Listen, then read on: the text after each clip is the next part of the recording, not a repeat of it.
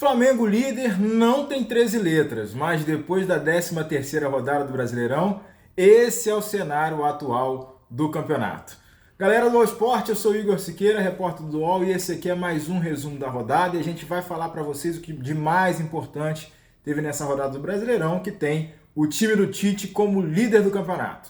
A vitória sobre o Cruzeiro por 2-1 no Maracanã segura mais uma rodada na liderança, independentemente do que acontecer no Clássico Paulista nesta segunda-feira entre Palmeiras e Corinthians. O derby é o jogo que falta, inclusive, para completar os jogos desse final de semana do Brasileirão, dessa 13ª rodada. O que aconteceu no sábado e no domingo veio muito a calhar para esse Flamengo do Tite, e no Maracanã, especificamente, teve o gol do artilheiro do Brasileirão, o Pedro, que chegou ao 6º gol no campeonato, e lei do ex com o zagueiro Fabrício Bruno, que não foi para a Inglaterra, ficou e está aí fazendo seu golzinho. Primeiro gol dele na temporada. Detalhe que Gabigol nem foi relacionado para o jogo, depois dessa decisão da diretoria do Flamengo de afastar o jogador, né, por conta dessa rejeição da renovação contratual, da oferta contratual e também da declaração do empresário de Gabigol, o Júnior Pedroso, dizendo que a partir de agora iria trabalhar pela saída dele do clube. Enquanto isso, Tite vai trabalhando com quem fica, claro, ele prioriza esse momento tenso do Flamengo de ainda conviver com desfalques, mas um momento também de superação por conseguir somar os pontos necessários para aparecer no topo da tabela. E aí, olha só como é que foram os gols do Flamengo nessa vitória por 2-1 sobre o Cruzeiro do Maracanã.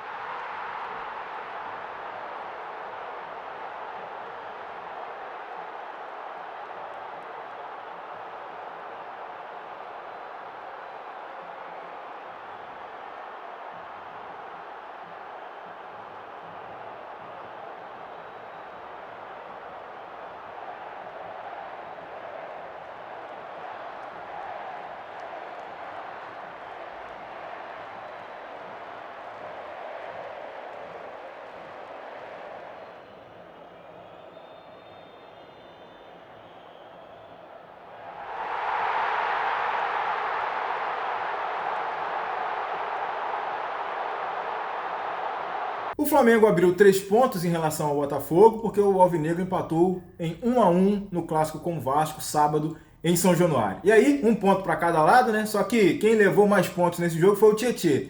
Só que os pontos que ele levou foram dolorosos, pontos na canela, tá? Depois de uma entrada muito dura do volante Hugo Moura.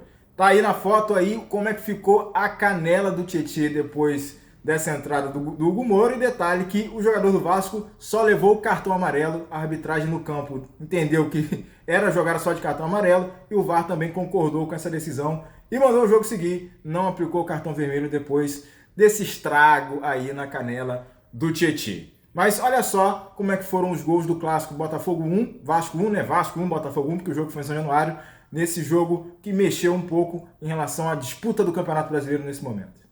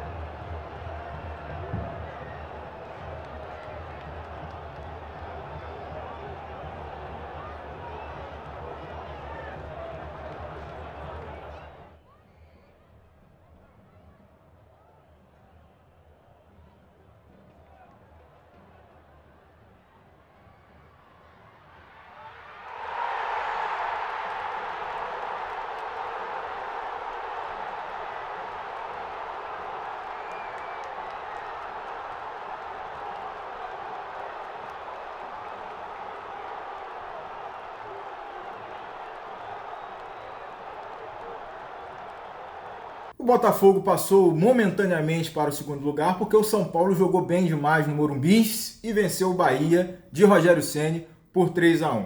Antes de a bola rolar, o detalhe, né? Teve uma fila de jogadores do São Paulo indo lá abraçar o Rogério Ceni, matando a saudade do ídolo tricolor, que também já treinou boa parte deles, né? Tem uma passagem relativamente recente pelo São Paulo, mas na hora do vamos ver, o São Paulo não quis nem saber de cordialidades com o Ceni e com o Bahia, e foi lá e construiu um placar sólido de 3-1. Teve gol do Caleri, teve uma atuação muito boa do Ferreirinha, e uma ótima tarde em geral, né, para o time do Zubeldia lá no Morumbi, que também está subindo aí na tabela, conseguindo posições mais interessantes e projeções aí para o futuro próximo do São Paulo no Brasileirão. Olha só como é que foram os gols lá no Morumbi.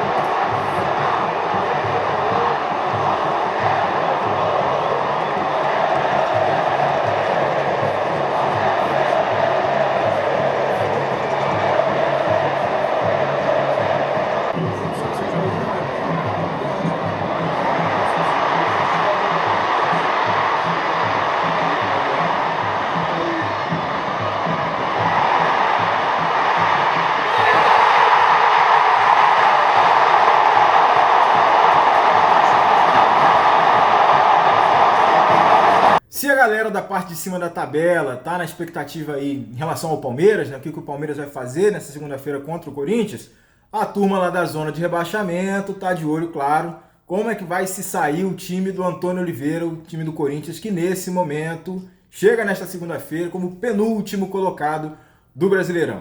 Se vencer, o time do Antônio Oliveira sai do Z4, né, e seria até um resultado surpreendente diante do que está apresentando nesse Brasileirão até aqui, o fato de enfrentar o Palmeiras também, um time muito forte.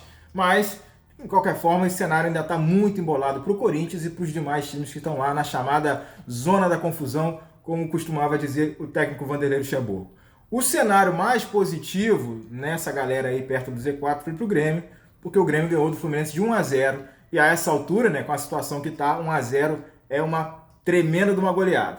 Então, pro lado do Fluminense, né, o técnico Marcão ainda está comandando o time, comandou o time pelo segundo jogo seguido, e aí segue nesse caminho sem vitórias do Lanterna do Brasileirão, que tem em 13 rodadas, né, apenas 6 pontos somados, uma situação muito crítica já para o Fluminense e tensa, que de repente pode até gerar uma mudança de rumo e de decisão da diretoria em relação ao comando técnico depois da demissão do Fernando Diniz. Mas olha só como é que foi o gol do Grêmio que garantiu essa vitória importante aí por 1-0 sobre o Fluminense.